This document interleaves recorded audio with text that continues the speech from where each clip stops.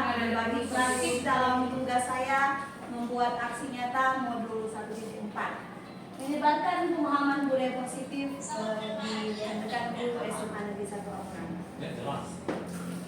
Perubahan paradigma. Dalam membangun budaya positif, sekolah dapat menyediakan lingkungan yang positif, aman dan nyaman agar siswa mampu berpikir, bertindak dan mencipta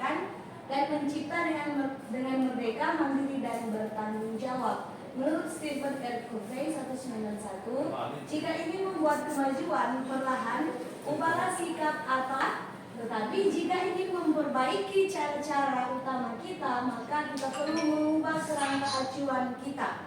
Ubahlah cara Anda melihat dunia, ubahlah cara Anda berpikir dan skema pemahaman dan penjelasan aspek-aspek tentang disiplin positif. Disiplin positif adalah untuk menanamkan motivasi kepada semua siswa kita agar mereka menjadi orang yang mereka inginkan dan menghargai diri sendiri dengan nilai-nilai yang mereka percayai. Motivasi ini berasal dari diri siswa atau internal sehingga akan berdampak jangka panjang dan tidak akan terpengaruh dengan adanya hukuman atau hadiah.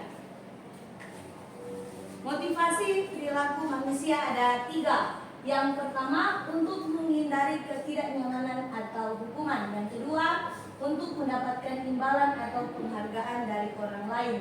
Yang ketiga, untuk menjadi orang yang mereka inginkan dan menghargai diri sendiri dengan nilai-nilai yang mereka percaya.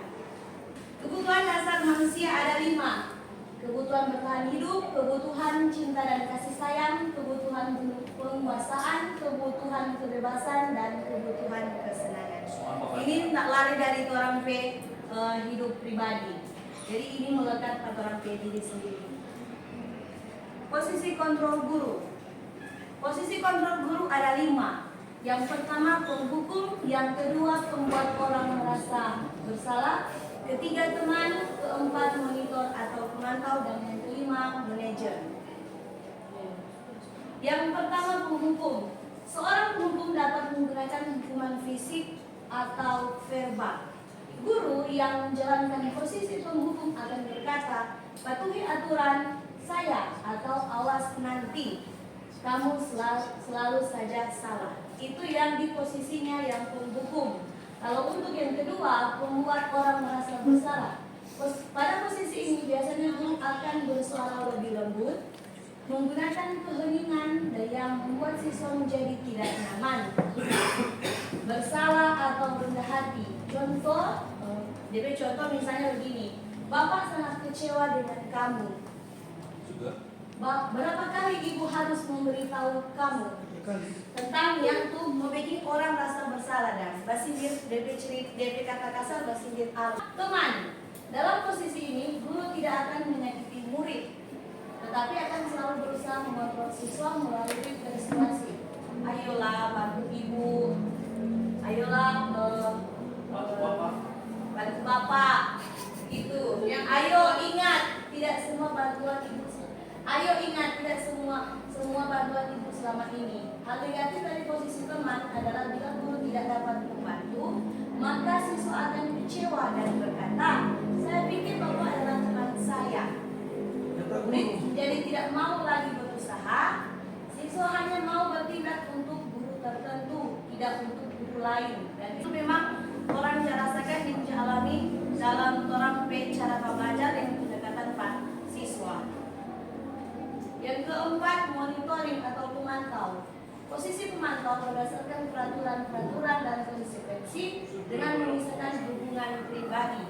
Jadi contoh misalnya begini, apa yang telah kamu lakukan? Kalau misalnya orang membantunya Pak siswa, karena orang di situ DP pusat untuk mengontrol, memonitoring apa yang siswa itu tadi. Dan yang kelima, posisi manajer. Merupakan posisi mentor di mana guru berbuat bersama dengan murid mengajak siswa mempertanggungjawabkan perilakunya, mendukung siswa menemukan solusi atas permasalahannya sendiri. Dan terpenting adalah kolaborasi dengan siswa katakan atau dilakukan oleh seorang manajer. Apa yang kita yakini? Apa yang kamu yakini? Jika kamu meyakini, apa kamu bersedia memperbaikinya? Dari 5 posisi kontrol guru, mencapai posisi manajer, di mana pada posisi ini siswa dapat menjadi pribadi yang mandiri, merdeka, dan bertanggung jawab atas segala perilaku dan sikapnya, yang pada akhirnya dapat menciptakan lingkungan yang positif, aman, dan nyaman. Keyakinan kelas, ini keyakinan kelas yang akan orang menerapkan di kelas masing-masing. Boleh bikin sendiri untuk perwalian di sini. Keyakinan merupakan nilai kebaikan atau prinsip yang disepakati secara universal. Orang akan lebih semangat atau tergerak untuk melaksanakan keyakinan daripada hanya mengikuti aturan. Kalau dulu dia bilang kesepakatan kelas, sekarang sudah diganti keyakinan kelas. Sama kalau kesepakatan kelas, Amir Pato kesepakatan kelas boleh backing. Misalnya yang dilarang datang terlambat, tiba di sekolah pukul 7.15, selalu mengikuti KBM, dilarang bolos, menghargai teman yang belajar, tidak membuat keributan. Itu salah satu contoh keyakinan kelas.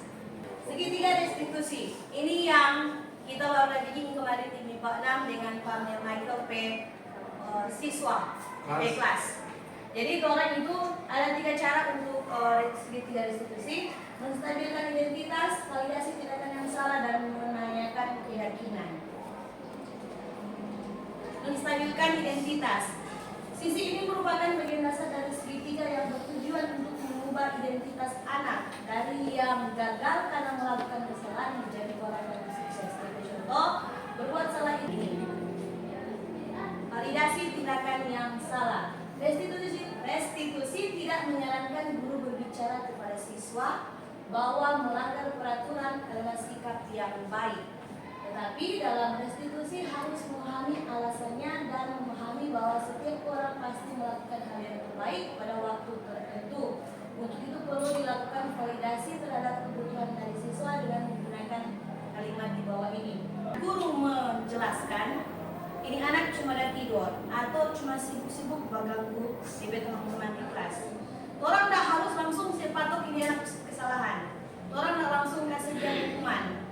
Orang pasti tentu mau panggil dia, face to face bertanya. Ya pas sampai nggak itu, apa dia alasan? Nah itu dia contoh. Jadi orang langsung orang tanya dulu apa dia masalah. Sama dia pertanyaan di sini. Berbuat salah itu tidak apa-apa. Tidak ada manusia yang sempurna. Dia contoh begitu yang untuk menstabilkan identitas. Kalau untuk validasi tindakan yang salah, Meleo. Jadi pertanyaan boleh begini yang orang mesti lakukan ke siswa. Padahal kamu bisa melakukan yang lebih buruk dari ini. Kamu pasti punya alasan mengapa melakukan hal itu.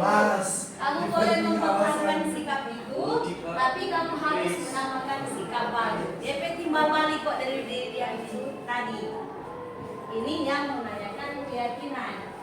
Apa yang kita percaya sebagai kelas atau keluarga? Apa nilai-nilai umum yang kita telah sepakati? Kamu mau jadi orang seperti apa? Kemarin kita bilang tadi, sebelum orang kan di kelas itu harus ada keyakinan kelas. Kalau bisa bilang kesepakatan kelas. Kalau misalnya dalam siswa ini bilang kita nak mau tidur di kelas, kong dia langgar, ini lo yang orang mau tanyakan pada orang. Siapa sampai mana mau tidur di kelas, padahal mana ada keyakinan kelas sebab atur, so janji akan menjadi. Antun terakhir. Di Kota Berlin banyak melatih. Cakep. Melatih putih buat seremoni. Cakep. Yang saya hormati, terima kasih menyimak presentasi ini.